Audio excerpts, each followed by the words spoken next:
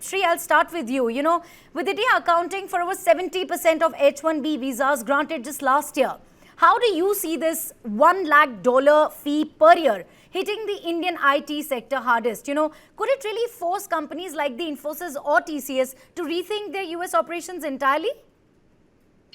So, Neha, this executive order which President Trump has signed is essentially a death warrant for the H-1B visa program.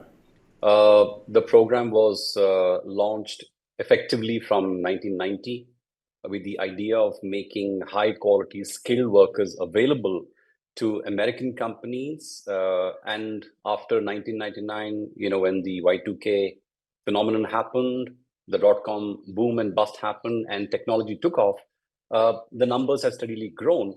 The premise, which was, the Congress thought about when they allowed temporary workers to be brought in from other parts of the world, was very simple, that the US doesn't produce enough numbers of skilled workers every year for US to accelerate its technological growth and become an economic powerhouse. I think the decision which Congress made at that time was absolutely, it has worked to US's advantage. Let's look at what happened to America's market capitalization, for example, from that time. US had a collective market capitalization of about $3 trillion in the 1990s. Today, it is $63 trillion. So it's a 20x growth, which the US has seen in the economic value, which it has created. A lot of it comes from, the IT and the tech industry, because as you know, almost all the trillion-dollar companies in the US are from the tech field.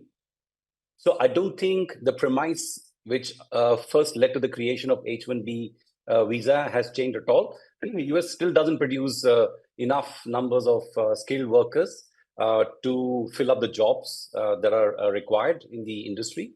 And I think this is particularly timed badly by the Trump administration, because Trump is also, and the US is also waged in an existential battle with China, where it is very keen that China's march as a technological powerhouse be curtailed, and China as an economic powerhouse is checked. So with this move, I think Trump has just made it easier for China to become a stronger player. And as far as your question on how it's going to impact Indian IT companies, see, I think over the last several years, Indian IT companies had been pushing more and more towards offshoring of work and not onshoring. So to my mind, as long as these jobs are required, someone has to do these jobs. So if it doesn't happen in the US, it's going to happen elsewhere. So it'll probably add to the outsourcing and the GCC boom in India.